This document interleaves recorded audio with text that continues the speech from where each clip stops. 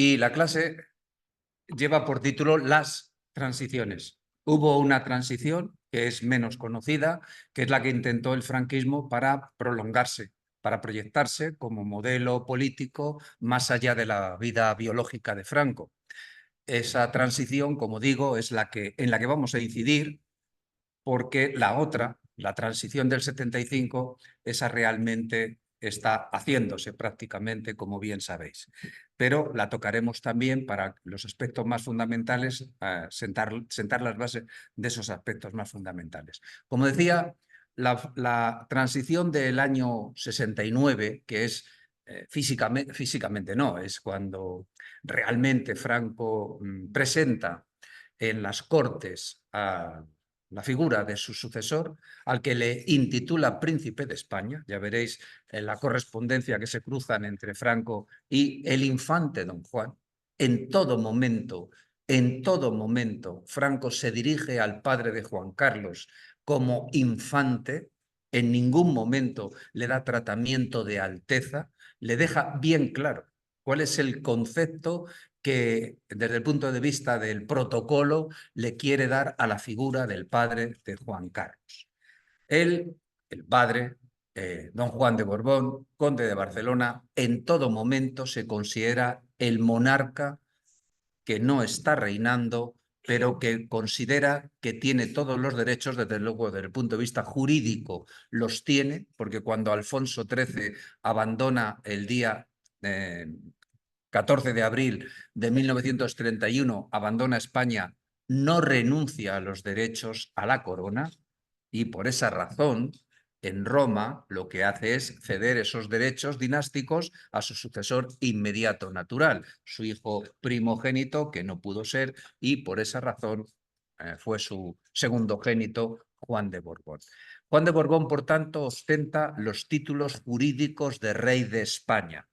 Y como tal, y lo voy adelantando, él a su hijo Juan Carlos le concede el título de príncipe de Asturias. Es una institución que ya se construyó en el reino de Castilla en la época de Juan II, de Enrique I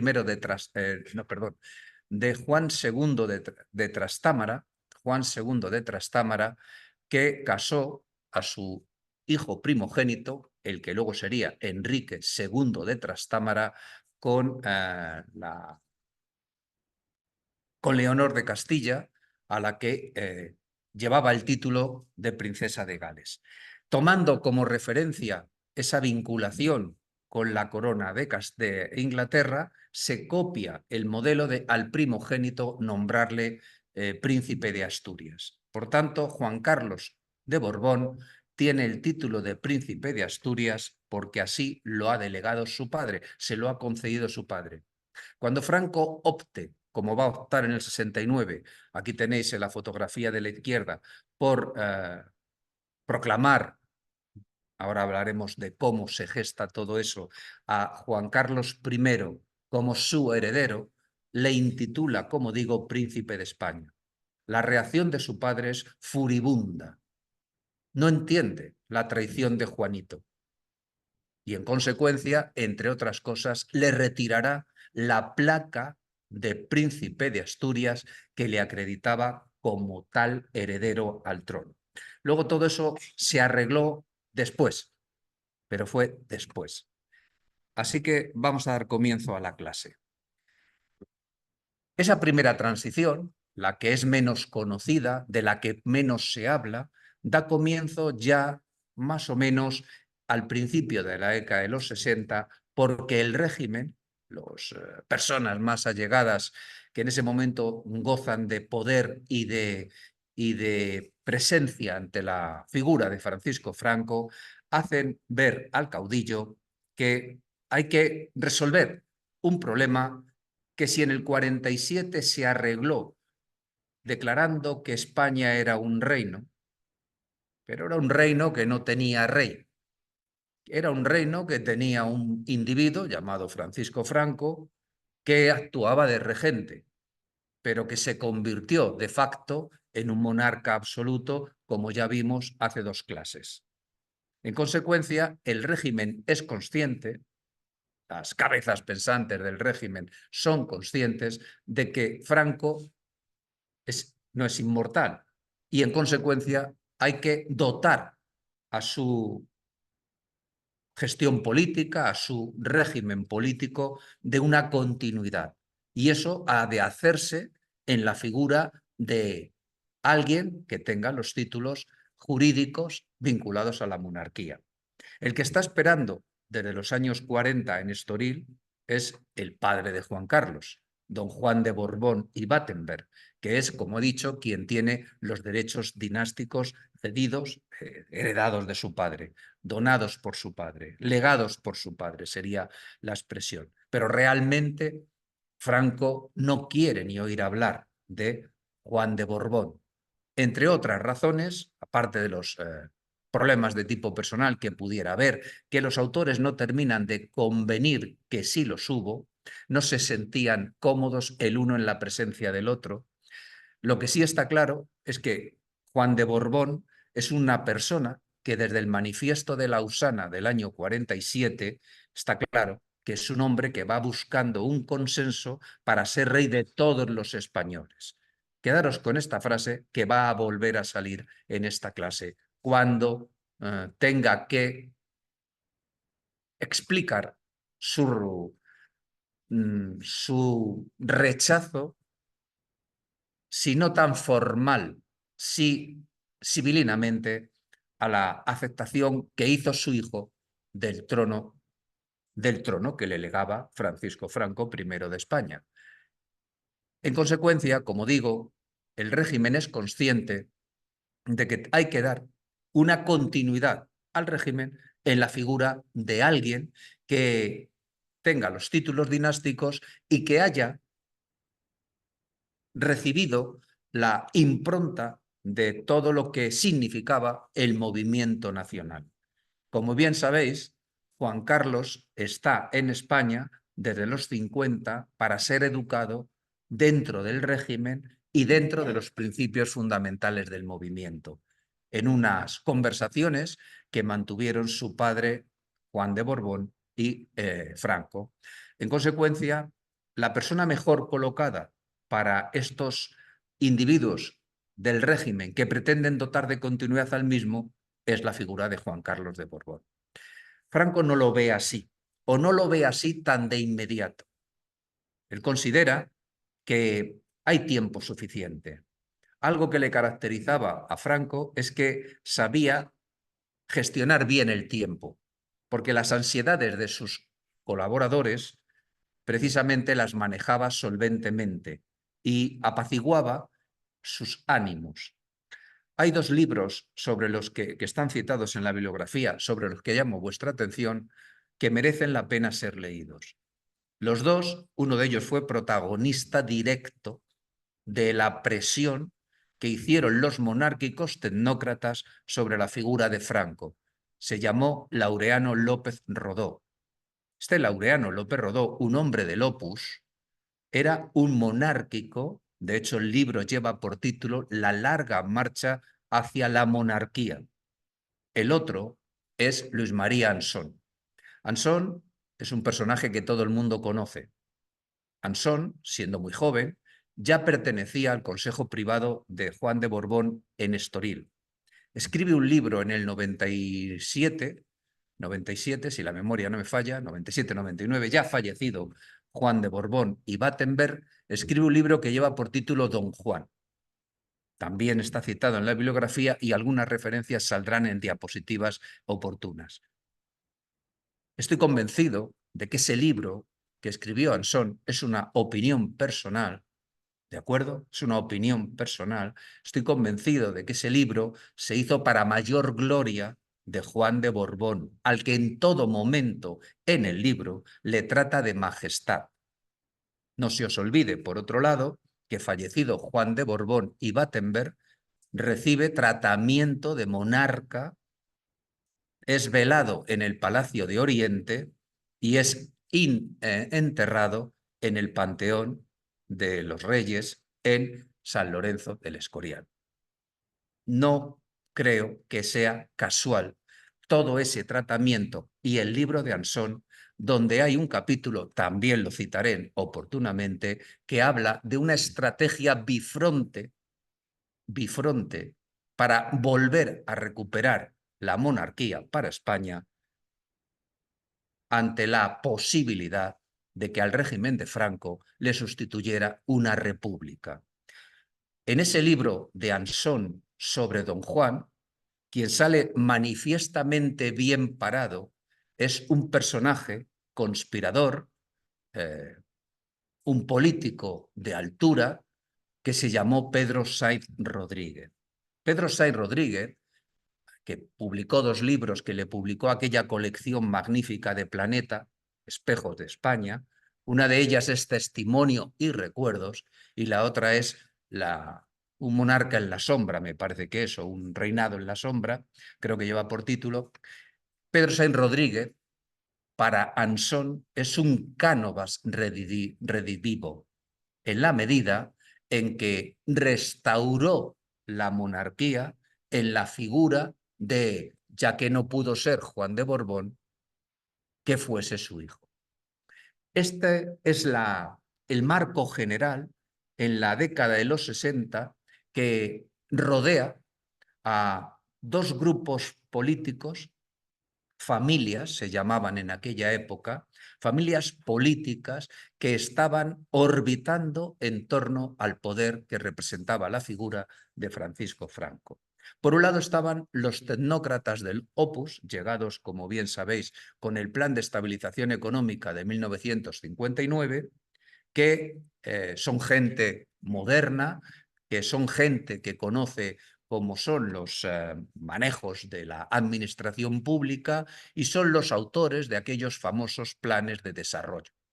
Por otro lado, en esas familias que orbitaban el poder que dimanaba de Francisco Franco, estaban los hombres del movimiento, falangistas, unos abiertamente, decididamente, declaradamente falangistas, como Solís Ruiz, y otros a los cuales tenían una etiqueta de difícil asignación, como pudiera ser un liberal, falangista, no llegaba monárquico, tecnócrata, que era Manuel Fraga Iribarne, pero que fue presentado en sociedad como un hombre del régimen, del movimiento. En esta situación que estoy describiendo, tenemos que entender lo que dice esta diapositiva. Y esta diapositiva dice que en el 66 el régimen comprendió que Franco era mortal. ¿Qué significaba lo que acabo de decir? López Rodó, como tenéis señalado, en un libro que publicó en el 79, es de difícil hacerse con él, no es fácil. Y tampoco, que yo sepa, está profusamente distribuido por bibliotecas. Yo tuve la suerte de comprarlo en una feria de libro viejo y la verdad es que es un libro que no tiene desperdicio. Si tenéis oportunidad, leedlo. Como decía, son conscientes los tecnócratas por un lado, por otro lado el propio Carrero Blanco, son conscientes de que algo hay que hacer porque el régimen de Franco no puede seguir a mediados de los 60 con un reconocimiento internacional de hecho totalmente asentado, siendo eso un régimen que en el 47 no había dejado muy claro una serie de normas que dejaba, como veis ahí, muchos vacíos legales, que Carrero Blancos era consciente y apremiaba al caudillo para corregirlo, y López Rodó también, de tal manera, y eso lo dice Anson, pero también lo dice Sainz Rodríguez, hacían una suerte de pinza sobre la figura de Franco, presionándole para que tomara la decisión de nombrar sucesor. Pero como también dice la diapositiva, Franco lo dilataba, hasta el punto de que en un momento determinado, ante la presión que le ejerce Fraga, airadamente le dice que es consciente de la situación que se vive, o es que piensa usted que yo soy un payaso, le llega a decir airadamente a Fraga. Lo cierto entonces es que en torno al 66, Franco ya ha decidido que es el momento de dar un paso para que se nombre un heredero al régimen, iba a decir al trono, al régimen de Franco. Lo cierto es que se prepara un texto que se remite a las Cortes, fijaros que digo intencionadamente, para su aclamación sin debate. Esas particularidades del texto las tenéis ahí enunciadas. Primero, confirmaba la institucionalización de la monarquía, del régimen como monarquía, algo que en el 47 había sido refrendado en referéndum, pero como antes he dicho, sin determinar las características típicas de una monarquía. Segundo, instauraba una nueva monarquía, no la restauraba. ¿Entendéis ahora por qué le llamo Francisco Franco I de España? Instauraba una nueva monarquía, pero es que se lo dice Franco en una carta al infante don Juan en julio del 69, cuando ha decidido ya, estamos ahora en el 66, pero adelanto a julio del 69, cuando ha decidido que el sucesor será don Juan Carlos de Borbón y Borbón. Y fijaros lo que le dice. No se trata de una restauración, sino de la instauración de la monarquía como coronación del proceso político del régimen que exige la identificación más completa con el mismo, concretado en unas leyes fundamentales refrendadas por toda la nación. Eso es el texto que está recogido por los distintos autores, literal. Lo dice Sainz Rodríguez, del que tomo la cita, pero también lo recoge Ansón, pero también lo recoge López Rodó. En consecuencia, Franco lo que le está diciendo es que instaura una nueva monarquía, como hizo Antonio Cánovas del Castillo. Por eso Ansón, teniendo presente lo que acabo de decir, establece un correlato de identificación de la persona de Cánovas del Castillo y trata de hacernos creer que Pedro Sáenz Rodríguez fue ese factotum que estuvo detrás en esa estrategia bifronte ya comentada. El tercero de los puntos o particularidades de ese texto que se envía a las Cortes para su aclamación decía monarquía cuyos principios fundamentales son los del movimiento nacional. Separaba las funciones de jefe de Estado y de jefe del gobierno. Franco, hasta ese momento, era todo, porque como sabéis, en el año 37, en el decreto, en el 36, perdón, en el mes de octubre del 36, el 1 de octubre del 36, es aclamado, proclamado, elegido jefe del gobierno del Estado, pero que se manejó suficientemente bien ese decreto para convertirlo en jefe del Estado. Tiene un vicepresidente en la figura del general, capitán general Muñoz Grandes, pero es un hombre ya aquejado de una enfermedad terminal, tenía un cáncer de riñón. Decía, por tanto, que separaba las funciones y creaba un Consejo Nacional del Movimiento que era la representación colegiada del movimiento nacional, era el garante de la integridad de los principios del movimiento, encauzaba dentro de esos principios la acción política y había unos consejeros, habréis oído hablar, os tiene que sonar, los famosos 40 de Ayete. Esos 40 de Ayete, que hoy, en fin, es una antigualla de aquella época, pero que a nosotros, esto lo hemos visto en prensa, sobre todo en la prensa durante la transición, pues al gobierno solamente le dejaba en esos consejeros de 108 solo 6. Y se ampliaba el número de procuradores hasta los 564. Entraban en esas cortes que eran orgánicas, que no eran unas cortes por sufragio universal, eran, como digo, orgánicas, entraban los llamados representantes del tercio de familia, donde había cabezas de familia más mujeres casadas, 2 por provincia. Pero esa ley orgánica del año 66 se llevó a refrendo por parte de los españoles. Fue un 14 de diciembre de ese año 66. Quizá recordéis la fecha. Quizá recordéis la fecha. Y además, como bien dice la diapositiva, se logró una alta participación por una intensa campaña de prensa al modo americano.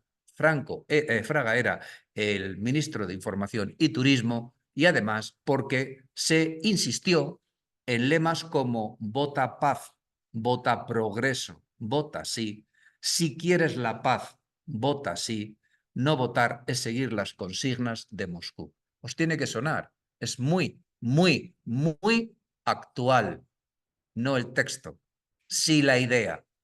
Y ahí tenéis papeletas como las que en aquel entonces nuestros mayores manejaron para ir a votar.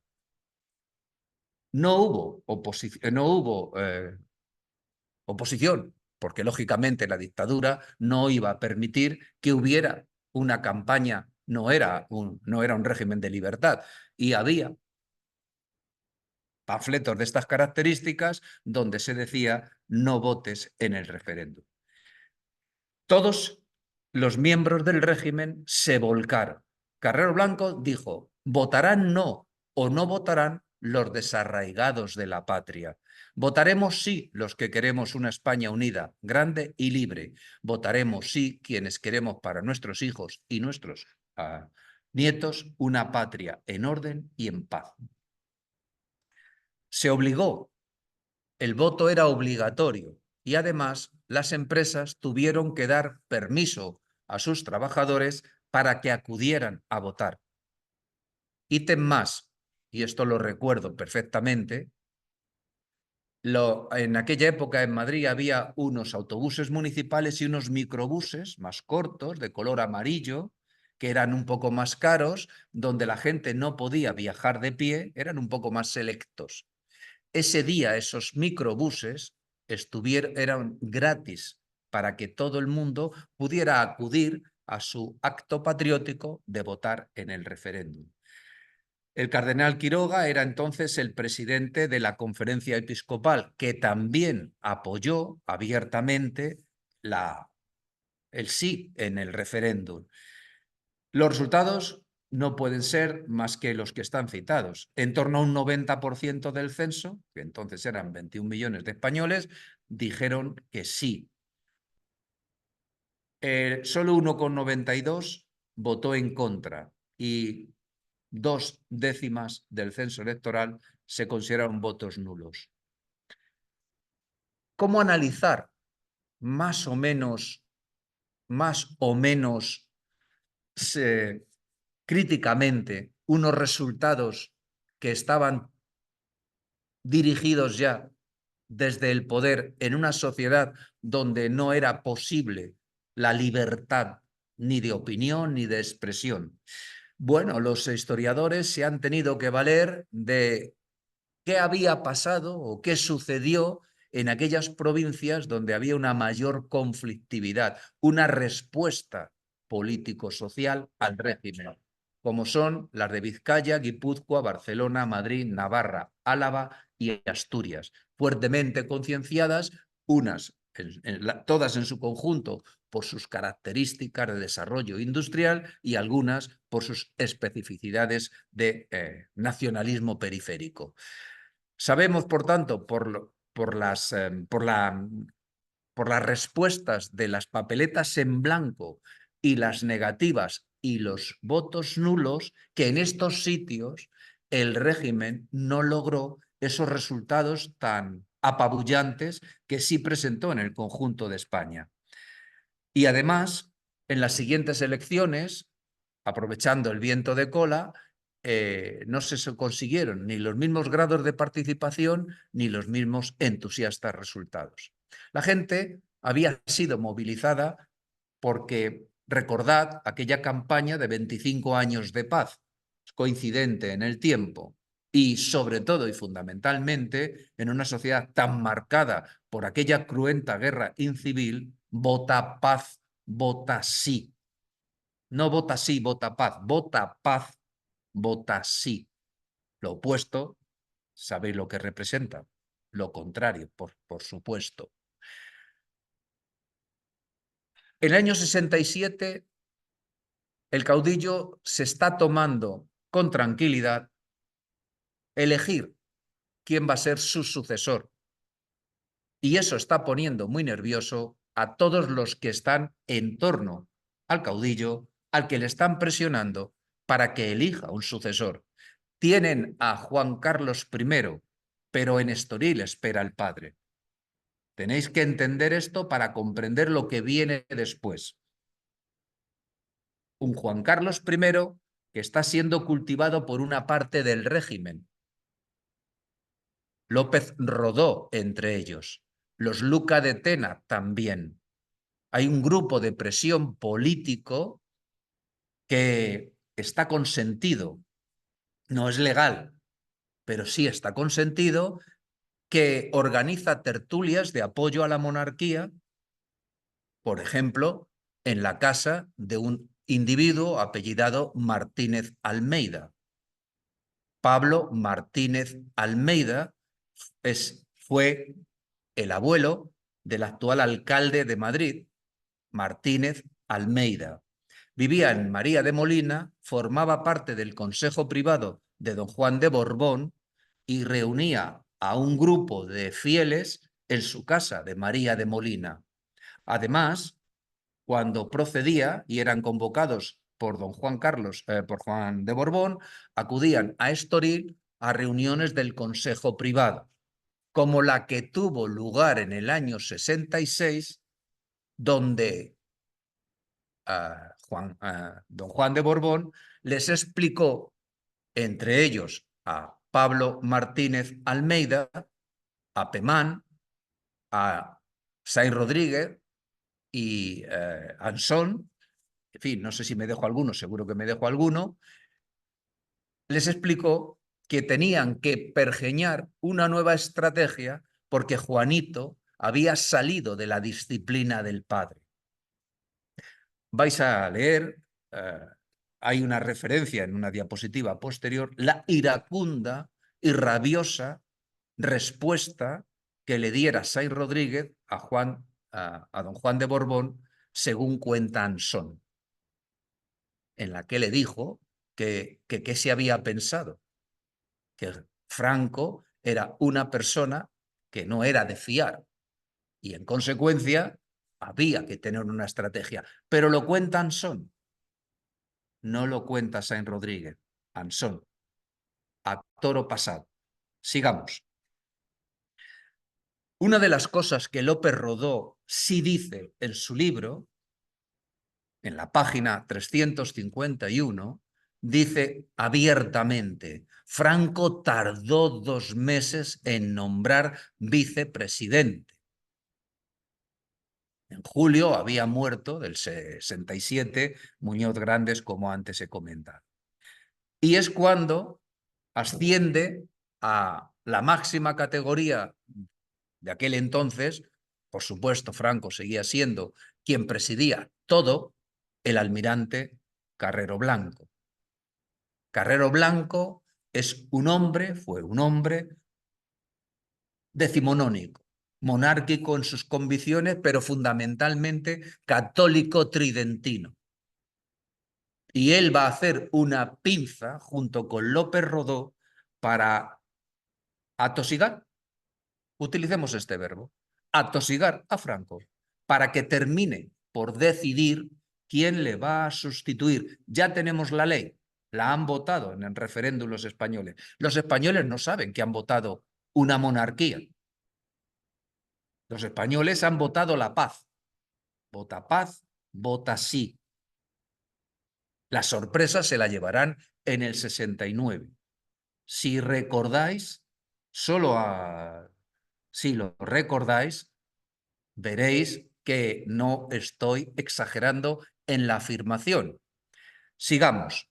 El régimen en este momento intenta hacer un blanqueo de lo que es el régimen en sí mismo. ¿Es una dictadura? Sí, pero ya es una monarquía que tiene una ley fundamental, que va a tener un sucesor, pero todavía el caudillo no ha decidido quién. Pero sí empiezan los pasos para ir blanqueando a ese régimen. Hay una ley de libertad religiosa, pero no se deroga la confesionalidad del Estado.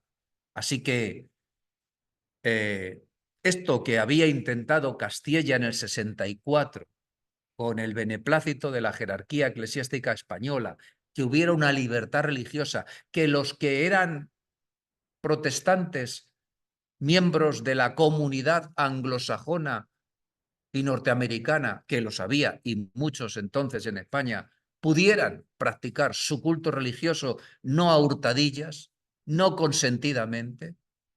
Eso, por ejemplo, no se había logrado por parte de Castilla, ahora se consigue. Con la oposición de Carrero Blanco, que, como he dicho, era un católico decimonónico tridentino, que entendía que, como tenéis ahí citado, toda práctica no católica compromete la unidad espiritual de España. Esa indisoluble asociación entre nacionalismo y catolicismo que daba como resultado el nacionalcatolicismo.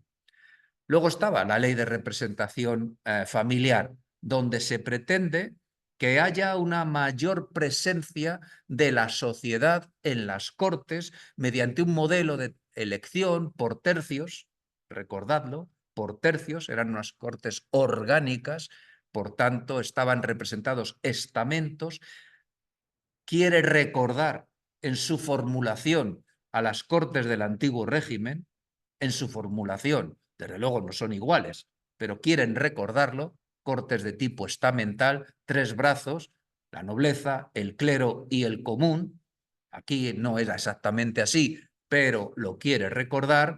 Había empresarios, estaban los del movimiento, en fin, era un sistema de representación de colegios profesionales, etcétera, etcétera. Y se crea una suerte de elecciones donde se puede ser candidato, pero fijaros qué condiciones se piden.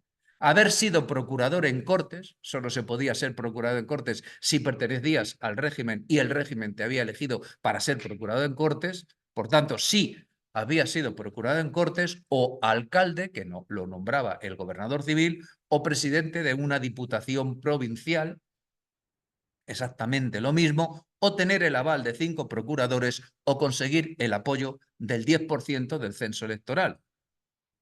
En fin, bastante complicado, no cabe duda. Esa ley se va a sustanciar en la ley orgánica del movimiento y su Consejo Nacional. Y esto va a levantar ampollas entre esos grupos que están pivotando en torno al poder soberano que mantiene Franco. Y son, por un lado, los tecnócratas que quieren ganar cuota de poder y por otro lado están las gentes del movimiento, los falangistas, que están incómodos con la mayor cuota de poder que están ganando los tecnócratas en su perjuicio. Así que el movimiento, lo que se pretende por parte de Carrero es que el movimiento no interfiera, el movimiento nacional, es decir, estos falangistas de la vieja guardia, no interfiriesen en la política. Tampoco le gustaba al gobierno que las Cortes pudieran intervenir en esa política. Las Cortes de régimen franquista podrían considerarse el equivalente a una cámara de registro. Se llevaban las leyes que presentaba el gobierno, se tomaban nota, no se discutían y se aprobaban. Esto es consustancial a modelos de corte totalitario. Estoy pensando en este momento en las que monta Napoleón, por ejemplo, en la época de su imperio, por ejemplo. Son cámaras de registro, o las de Luis XIV, en plena Francia del siglo XVII. Cámaras de registro, no hay debates, simplemente se toma nota, se anota, consecuentemente esa actúa de cuerpo legislativo y en consecuencia queda aprobado y sancionado. Esta ley, por tanto, se aprobó en el 67 y tuvo unos claros perdedores. Carrero Blanco y los tecnócratas vieron cómo el movimiento ganaba peso, que dejó de ser Comunión de los Españoles para ser un movimiento, una organización. Se buscaba evitar lo que había sucedido en la dictadura de Primo de Rivera, donde se quiso perpetuar el régimen, creó una Asamblea Nacional y ahí las amalgamas de distinto signo para integrarlas dentro de esa Asamblea Nacional y un partido único controlado por el dictador no funcionó adecuadamente. Y las discusiones y los enfrentamientos entre tecnócratas y falangistas lo cuenta López Rodó en este libro ya citado. Y eso nos lleva a explicar lo que se llamó Operación Salmón, pero que los historiadores últimamente llaman Operación Príncipe. Se llamó Operación Salmón y como tal es referido por los actores de estos hechos, que aluden a esas operaciones con el epíteto de salmón. No sé si es porque el caudillo pescaba salmones o porque era una manera encubierta y en clave de hablar de ese asunto. Como su madre, la madre de Juanito, le hablaba al hijo en relación con una póstula, si había ya o no explotado, una palabra clave que venía a significar si ya había un nombramiento, un sucesor en la figura del caudillo. Si el hijo le contestaba a la madre que aquello seguía sin abrirse, obviamente, si no se estaba en las claves del código y la decodificación, se podía pensar que era una infección de tipo purulenta. El objetivo es, y lo cito en esta diapositiva, López Rodó le dedica el capítulo 14 de su libro, que lleva por título La lucha por la sucesión. El objetivo es que sea nombrado Juan Carlos de Borbón. Temen, esta gente teme que pueda ser nombrado otro heredero. De hecho, en el tardofranquismo hubo un segundo candidato. De hecho, casaron a la nieta con un primo de Juan Carlos de Borbón, que tenía derechos dinásticos, no los derechos dinásticos en la medida en que quien los tenía era Alfonso XIII, pero había una parte de los monárquicos que discutían, los carlistas discutían el liderazgo de Juan de Borbón a la corona española. Por tanto, eso es uno de los temores. Otro de los temores es que terminara proclamándose una república. Otro de los temores. Así que había que convencer a Franco. Y sobre Franco incidieron dos actores principales. El almirante Carrero Blanco, en octubre del 68, le hizo un largo informe en el que le explicaba cuáles eran las fortalezas de elegir ya sucesor. Recordad que se había votado en el 66 en diciembre. En el 68 todavía no se había decidido el caudillo. Y las fortalezas eran que estaba emparentado con Alfonso XIII, del que era su nieto, que se había educado en España en las academias militares, que jamás había criticado ni a Franco ni al gobierno, que se le suponía dispuesto a jurar los principios del movimiento y que era apoyado por legaciones extranjeras y por la jerarquía católica. En las debilidades incidía en que no elegirle significaba el inconveniente de retrasar un hecho que había que adoptar una decisión y que cuanto más tarde, más inestabilidad podía producir. Para convencer a Juan Carlos de Borbón, se valieron de López Rodó, que le hizo ver que en ningún momento Franco iba a elegir a su padre como sucesor al título con título de rey. Franco, como digo, se tomó su tiempo y hasta el 22 de julio no le comunicó a las Cortes la elección. Así que vamos a analizar la respuesta a la designación. Juan de Borbón se sintió traicionado. Su reacción fue furibunda. Anson, en la página 13 de su libro, dice: Don Juan, derrotado y humillado. No lo dice con otras palabras, no se vale de paños calientes. Leída la carta de Franco, empieza el libro, digamos que es un libro que empieza de atrás hacia adelante para luego recuperar. Es decir, que no es un libro diacrónico. Empieza por el final para luego hacer el desarrollo, para luego en un capítulo correspondiente retomar lo que dice en la introducción. En la página 13 dice: Don Juan, derrotado y humillado, le pide a Ansón, Juan de Borbón, le pide a Ansón que lea la carta de Franco, donde le informa de la elección. Como ya sabéis lo que le dice, porque lo he leído en diapositivas precedentes, la respuesta, una vez terminada la lectura de Ansón, que le da Juan de Borbón es: ¡qué cabrón! Pongo sic, porque está copiado literalmente del libro de Ansón. Y añade Ansón, cargando la sílaba cabrón. La pugna entre Franco y Juan de Borbón se ha saldado a favor del primero. Ansón, también de nuevo citado, dice: Franco aplastaba finalmente a don Juan y sin misericordia le daba la puntilla, con el instrumento que más daño podía hacerle, su propio hijo. Don Juan y su hijo se enfrentaron. El primero no aceptó la elección. El asunto del disenso venía de lejos, desde el 66. Lo explica Ansón. Ya os he dicho cómo convoca al Consejo Privado en Estoril y le dice que hay que pergeñar un nuevo plan, que Juanito ha salido de su órbita. Siguiendo a López Rodó, la situación padre-hijo es muy intensa, de ruptura, de tal manera que el marqués de Mondéjar, que es quien lleva el encargo de informar lo que va a suceder en julio del 69, don Juan no le escucha, le lleva el mensaje, pero leed lo que dice López Rodó, que dijo la madre de Juanito, la mujer de don Juan. Dijo: dile a Juanito que estoy muy contenta, felicítale y que sepa que yo me ocupo de que aquí no se haga ninguna tontería. Ansón señala el papel clave de Sainz Rodríguez, ese nuevo Cánovas del que ya vengo hablando, esa restauración, y todo ello lo analiza en el capítulo 30, que lo titula Don Juan y Don Juan Carlos en la estrategia bifronte de la causa monárquica.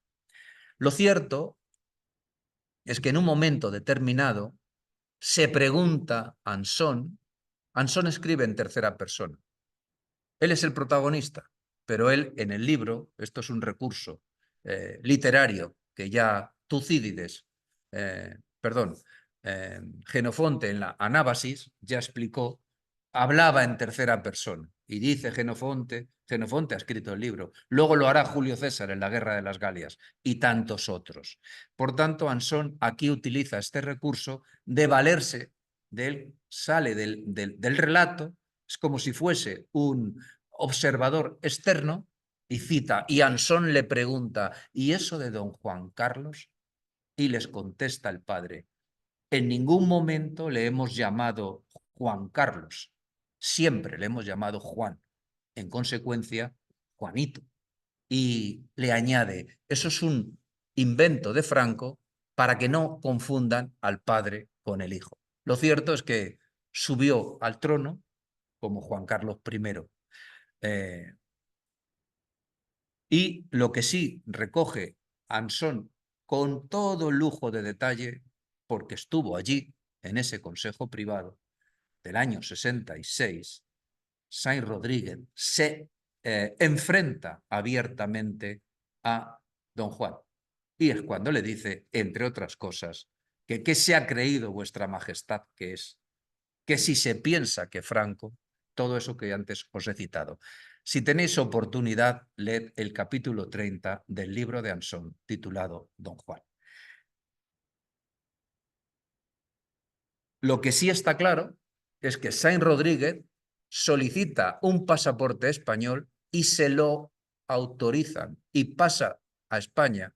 Estaba exiliado con don Juan de Borbón en Estoril desde los tiempos en que Juan de Borbón estaba en el exilio, y pasa por la frontera de Badajoz y no le pone ningún reparo. ¿Y qué hace? Se va a la Zarzuela porque tiene claro, al menos así lo cuentan Son, que la monarquía va a triunfar no en la figura de Juan de Borbón, que tanto anhela, sí en la figura del hijo de Juan de Borbón, el príncipe de España, que es Juan Carlos I, el príncipe de España, que es el título que le va a dar el caudillo. Entonces, ¿cómo interpretar lo que sucede entre padre e hijo si tenemos presente lo que dice su madre? Y si tenemos presente, además, que exige al hijo, el padre, que le devuelva la placa que le acredita como príncipe de Asturias. Si tenemos presente también que durante la segunda transición, la transición por antonomasia, formó parte de una de las dos corrientes que se crearon, la plataforma y la junta, que luego se integró en la platajunta y estuvo haciendo piña con el Partido Comunista de España, hablo de don Juan de Borbón, para, de alguna manera, si no torpedear, reconducir una situación que le había sido esquiva, no podemos aceptar lo que dice Ansón que le atribuye a Saiz Rodríguez. Yo, desde luego, no. Es una opinión. Ahora sí que es una opinión, pero refrendada en el análisis que os estoy haciendo. En este momento, Carrero ha logrado su propósito. Se siente fuerte. Hay que eliminar o reducir la influencia de ese otro grupo que pivota en torno al caudillo, que son las gentes del régimen o del movimiento. Carrero, por tanto, ve o quiere eliminar a Fraga. Le considera culpable de la excesiva libertad de prensa. Hasta ese momento había censura. A partir del momento en que se aprueba la ley de libertad de prensa del año 66, hay una autocensura. Podía publicarse, pero luego se podía retirar la edición. La prensa, dice Carrero, estaba demasiado o totalmente desmandada. Añadía que la sociedad vivía en un estado de deterioro moral, religioso y político. Las librerías españolas estaban abarrotadas de libros marxistas y de un erotismo irrefrenable, etcétera, etcétera. Lo tenéis ahí citado. Naturalmente, Carrero incidía en sus despachos con Franco en que la culpa no solamente era de Fraga en la medida en que, sino del movimiento en su conjunto. Y añadía, lo que pretende Solís, que era el jefe provincial, el jefe nacional del movimiento, recordadlo, es convertir a los falangistas en un sindicalismo autónomo. En los años 60 y tantos, el sindicalismo, los sindicatos de clase, han permeado el sindicato vertical. Además, lo vamos a ver un poco más adelante, ya hay una situación de inestabilidad socioeconómica. ¿Por qué?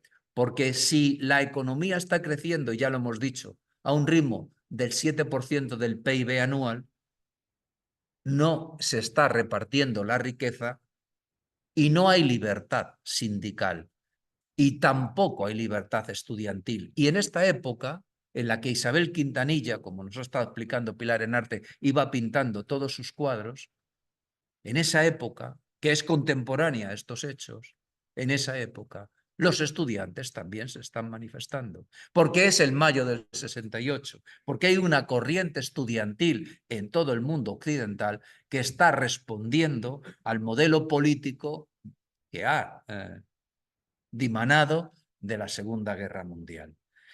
Así que, para que no faltara nada, ETA comienza su singladura sangrienta y asesinó en Bilbao al policía Melitón Manzano. El régimen respondió como solía hacer. Aplicó la ley de delitos y bandidaje y devolvió a los tribunales militares que todo delito que actuara contra la unidad, el orden público y la paz social serían susceptibles de ser enjuiciados por estos tribunales militares. Y estalla el asunto Matesa.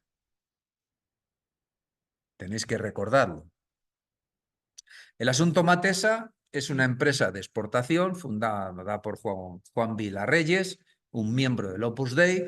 Se le acusa de haber logrado más de 11.000 millones de créditos a la exportación concedidos por el Banco de Crédito Industrial y la prensa falangista es la que aireó todo el asunto. Los tecnócratas eran culpables. La Falange reaccionó como una fiera azuzada tras su derrota en julio del 69. Lo dice Anson. Algo de cierto tiene que haber. Algo de cierto tiene que haber porque perdieron la batalla por la sucesión. Los implicados, un personaje que luego durante la transición va a tener una relevancia especial en el Banco de España. Mariano, Navarro, Rubio y algunos otros más que os tienen que citar. Vilarreyes fue detenido, cayó el gobierno, pero resulta que los perjudicados eran los denunciantes. Esos fueron los perjudicados. Y los defraudadores, el Tribunal Supremo los condenó, pero en 1971 se beneficiaron de un indulto por los 35 años de la exaltación de Franco a la jefatura del Estado. Así que los damnificados en esa lucha por el poder resultaron ser las gentes del movimiento. Simplemente como recordatorio, porque ya lo tratamos al hablar del Vaticano II, recordadlo, para que nada faltara, en este momento de lucha por el poder, la Iglesia también tiene cosas que decir y actos que realizar. Lo que ya explicamos y estoy recordando simplemente es que el franquismo nunca entendió que la Iglesia se le volviera en contra. Lo cierto, digo que esto es un mero recordatorio ya explicado, es un mero recordatorio, os dejo aquí las diapositivas, el franquismo nunca entendió que la Iglesia se le volviera en contra. Pero hay que tener presente el significado del Vaticano II ya contado y hay que tener también presente que la Iglesia quería amortizar al régimen porque entendía que eran otros tiempos y que esa vinculación, esa asociación, esa estrecha alianza altar-trono entre Franco y la jerarquía eclesiástica no le podía reportar buenos beneficios desde el punto de vista sociales y políticos a la Iglesia. Estamos hablando de un momento en que hay una contestación en las calles y aparecen los curas obreros. Esos curas obreros que están detrás de movimientos de tipo social, gente como jesuitas que, cansados de comulgar a señoras del régimen en la calle Serrano, como 10 Alegría, entre otros, se van al pozo del tío Raimundo y allí constituyen una serie de, esparcen la buena nueva del Evangelio en barrios obreros, habiendo una comunicación estrecha entre obreros con ideología marxista y curas que entendían que el cristianismo podía dar amparo a todos los creyentes. Como decía Tarancón, a Juan XXIII se le veía como un papa poco inteligente que había puesto a la Iglesia en un trance dificilísimo. El concilio fue aceptado con gozo rebosante por los católicos que eran partidarios de una clarificación de la realidad político-religiosa española. Fue aceptado más bien con resignación y con un criterio tan restrictivo que casi lo hacía inoperante para los que seguían considerando que la situación político-religiosa española era la ideal, la única plena y totalmente católica que además salvaguardaba las esencias de la patria. Riquer, en un libro también citado, dice: un prelado al volver del Vaticano II dijo a sus íntimos que temía que el demonio se hubiera apoderado de la Iglesia. Pero no solo lo decían, es que además lo sentían. El ministro de Comercio y miembro del Opus, Ullastres, que os tiene que sonar bastante, hablaba de que el progresismo católico es la peor herejía del siglo XX. En consecuencia, el régimen, de la mano dirigido por Fraga Iribarne, publica, estoy recordándolo, publica un pequeño libro donde explica que el problema religioso en España no lo tiene España, que lo tiene es la Iglesia. La Iglesia, decía este librito publicado por el Ministerio de Formación y Turismo, atravesaba una crisis preocupante como consecuencia del rumbo que estaban adquiriendo los acuerdos conciliares. No ayudó nada la elección de Pablo VI, porque Montini era un hombre que luchaba por una iglesia, por llevar a cabo lo aprobado en el Concilio Vaticano II. Y aunque tuvo dificultades en según qué acuerdos adoptados para ponerlos en práctica, lo cierto es que fue un hombre que trató de implementar los acuerdos del Vaticano II.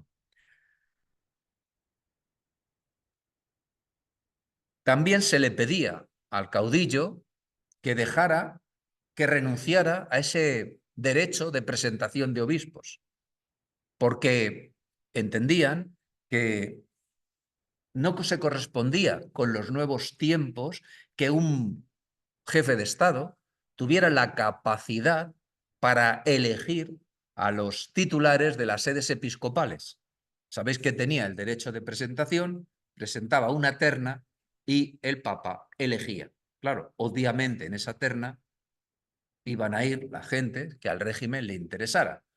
Esto es una suerte, no es exactamente así, pero para yo explicarlo mejor, es una manera de intervenir, no es una iglesia nacional, pero es una manera directa de intervenir en los asuntos de la iglesia, eligiendo a quienes iban a ser sus dirigentes señalados. Este derecho de presentación lo ganaron, lo consiguieron los reyes católicos, primero en Canarias, segundo en el Reino de Granada, y se hizo extensivo ya en el reinado de Juana I de Castilla a la presentación Indias, de la que se valió mucho y bien en su beneficio Felipe II cuando el papado intentó controlar la Iglesia americana. Bien, esto es un recordatorio de lo visto en cursos precedentes. En consecuencia, ¿qué se puede decir de este papel del Vaticano II y el régimen? El Vaticano II va a crear un nuevo clima que va a facilitar la aparición de actitudes críticas en sacerdotes y algunos prelados. Esos sacerdotes jóvenes son los que están comprometidos con esa clase obrera a la que se le ha marginado del reparto de la riqueza. Eso entonces explica lo que acabo de decir de aquellos curas obreros que abrían las puertas de sus respectivas parroquias a aquellos manifestantes que huían de la policía y que encontraban refugio en las distintas parroquias, porque era un lugar que pertenecía al Vaticano y, en consecuencia, un lugar donde las fuerzas de orden público no podían entrar sin autorización eclesiástica.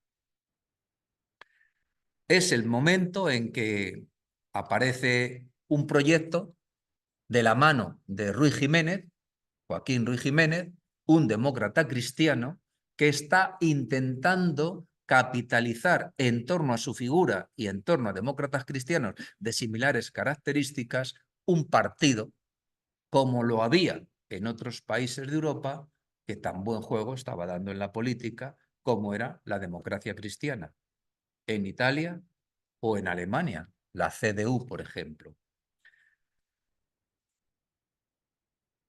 Naturalmente, es un tiempo convulso, no solo lo es en la época, en el momento de elegir sucesor y en quién se ha de elegir o fijar Franco, sino que, como estamos contando, hay una transición que está intentando sentar las bases de que el movimiento o lo conseguido con el movimiento o lo logrado por el régimen se perpetúe.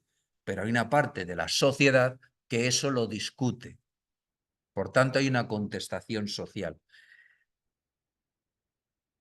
Esos asentamientos de articulaciones para llegar a acuerdos, los convenios laborales en este caso, son piedras angulares en las relaciones entre el capital y el trabajo en el régimen franquista. Las organizaciones de clase, como antes he dicho, van a ser infiltradas, van a infiltrarse en el vertical. Alguno de vosotros quizá recuerde en el tardofranquismo, en la transición segunda, en la transición por antonomasia, haber visto a compañeros de trabajo que eran miembros del vertical y que en la transición pues, se manifestaron como miembros de sindicatos de clase. No sé si os recordáis algún caso, yo personalmente sí. Los objetivos que perseguían estas actividades o estos grupos de contestación eran dobles. Por un lado eran políticos. Se podría decir que el régimen franquista en la década de los 60 se pudiera equiparar, por favor, con todas las reservas y con toda la prudencia, en cierta medida una suerte de socialdemocracia como la que había en el resto de Europa, quizás sí, en cuanto a los beneficios eh, de tipo laboral y social que se tenían. Vacaciones pagadas 30 días, en fin, todas estas privilegios no, derechos que se tenían en el resto de los países europeos. Desde luego, en lo socioeconómico quizás se pudiera establecer cierta semejanza. Desde luego no en lo político. Desde luego no en lo político. Y estos movimientos estaban buscando un doble vector. Por un lado, conseguir libertades políticas y por otro lado, una mayor o un mejor reparto de la riqueza. Sabemos que hay unos momentos claves en el devenir del régimen en los años o la década de los 60-70, en los estertores del franquismo. ¿Cómo? A través de las estadísticas del Ministerio de Trabajo. Por ejemplo, sabemos de una época conflictiva 62-63, que como tenéis ahí apuntado, es el resultado de la sedimentación del plan de estabilización puesto en marcha en el año 59, que generó, como dije el otro día, una enorme inflación. Duró 2-3 años, pero que perjudicó a todo el que en aquel momento sufrió sus consecuencias.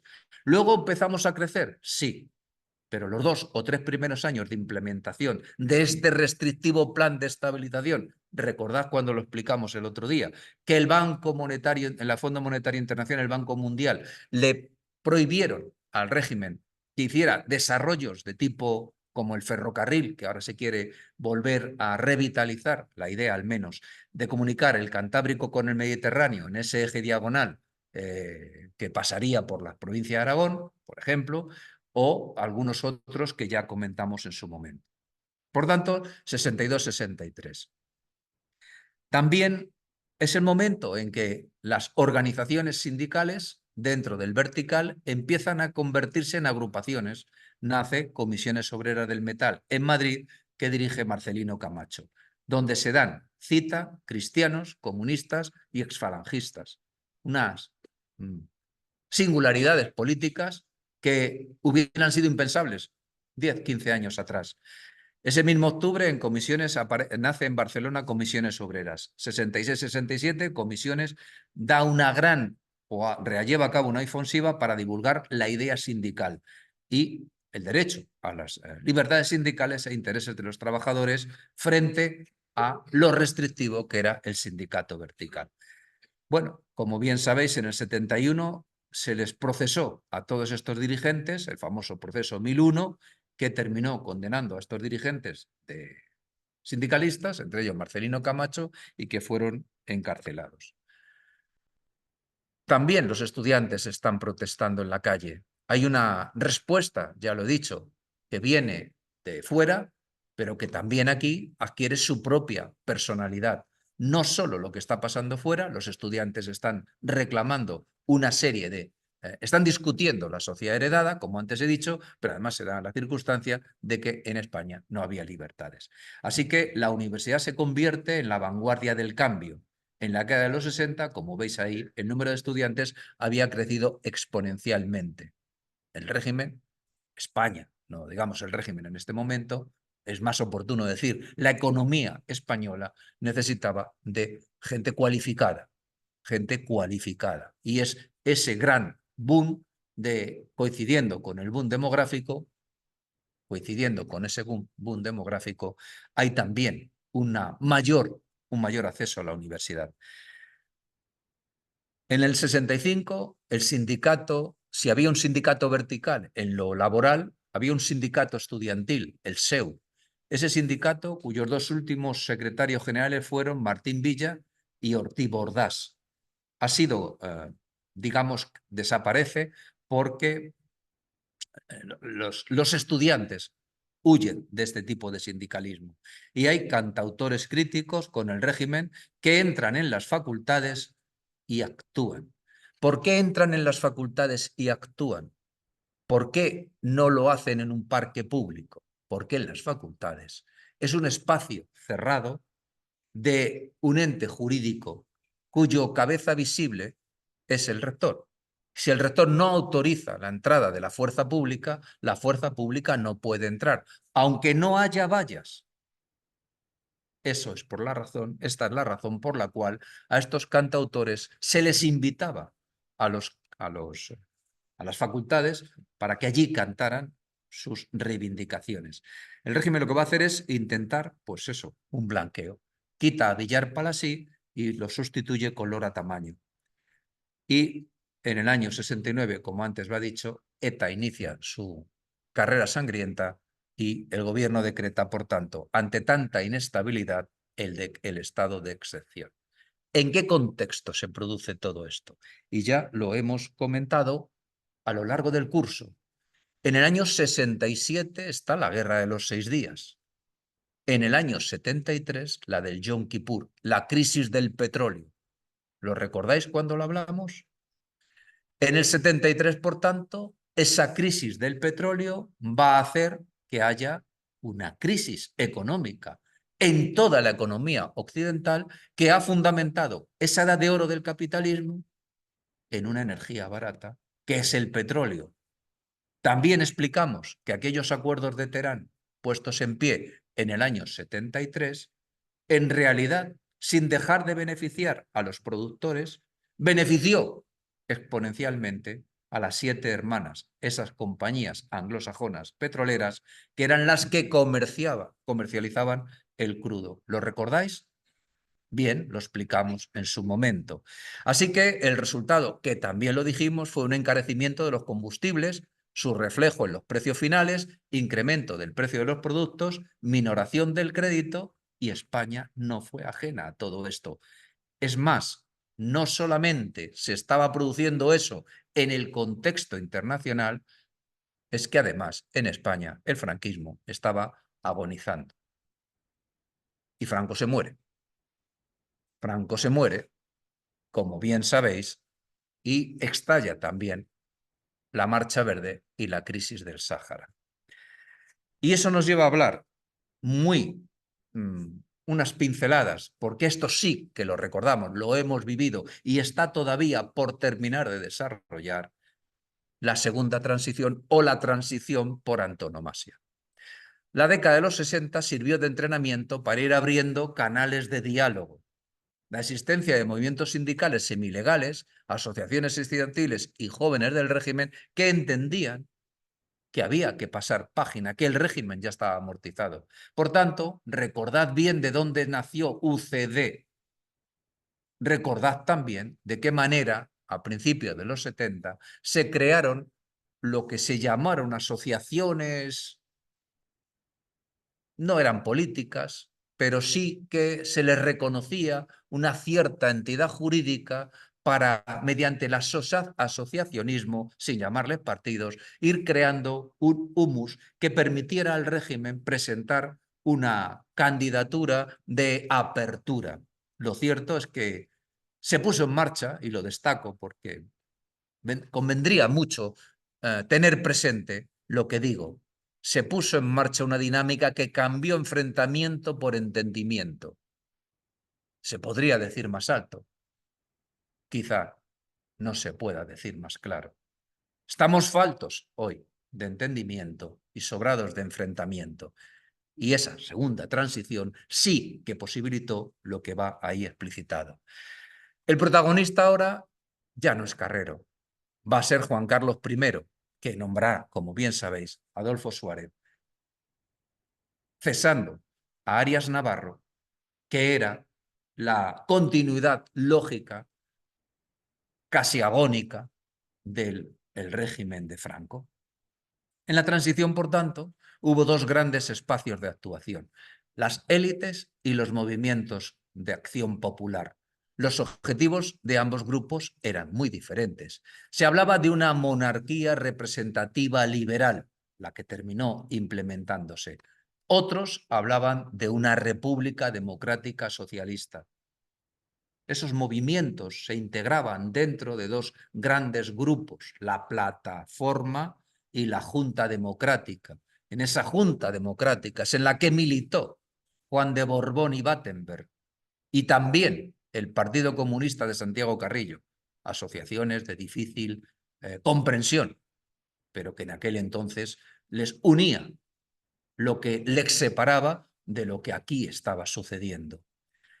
García Trevijano también estuvo en esa Junta Democrática, que luego saltó por los aires, que era un señor, en fin, que tenía intereses oscuros con un dictador en la Guinea española. Los objetivos de ambos grupos, como digo, son muy diferentes. La dinámica era de presionar en la calle.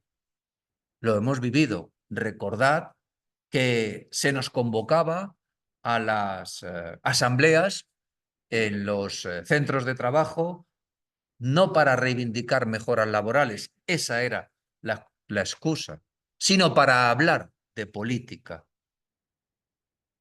Recordadlo porque lo hemos vivido. Esa dinámica, como digo, llevaba a que esos grupos que querían que el régimen no se perpetuara, que hubiera realmente una democracia liberal, a cuyo frente había un monarca elegido por Franco, buscaban, como digo, encontrar una acción que les permitiera desarrollar su acción política. El gran artífice de todo esto, junto con la sociedad española, como es natural, fue Adolfo Suárez. A él le tocó. Solamente alguien del régimen podía dinamitar el régimen. Fue Adolfo Suárez y Torcuato Fernández Miranda, que fue su mentor. Había sido el preceptor de Juan Carlos, Torcuato Fernández Miranda, y Fernández Miranda se convirtió en presidente de las Cortes franquistas. Aquellas Cortes franquistas que, como se dijo en su momento, votaron en contra de mantener el régimen y una apertura. Como se dijo periodísticamente, se habían hecho el harakiri. Estamos terminando. El papel de Adolfo Suárez en julio del 76 fue el que va destacado. Le nombra Juan Carlos I. En abril del 77 legaliza el PC en una Semana Santa. Viernes Santo. ¿Lo recordáis? Llevó a la dimisión de algún...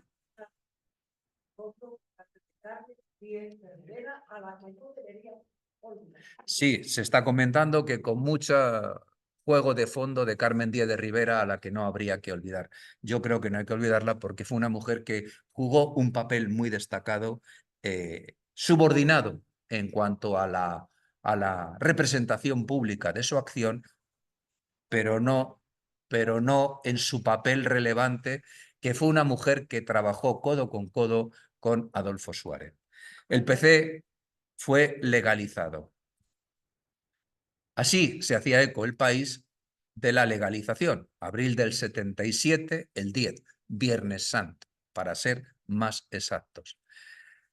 Suárez prometió hacer de España una democracia moderna, convocar elecciones generales libres en el plazo de un año. Convocar elecciones generales libres en el plazo de un año que se pagaron, no había dinero para pagarlo. No había presupuesto del Estado para acometer este gasto. Se pagó con cargo a los fondos de la Seguridad Social. Os lo digo de buena tinta. Esto no está en los libros, pero lo sé de muy buena tinta. Su plan de trabajo fue presentado primero a los militares con Gutiérrez Mellado como ministro de Defensa, a los líderes del movimiento nacional y luego a las Cortes franquistas en noviembre del 76, que aprobó la reforma y consecuentemente su extinción, el harakiri al que antes he aludido. Y la calle estaba presionando.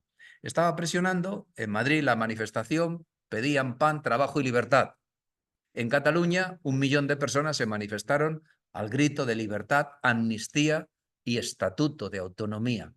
Y en ese momento Lluís Llach da un recital en Barcelona y canta la emblemática canción que lleva por título La Estaca.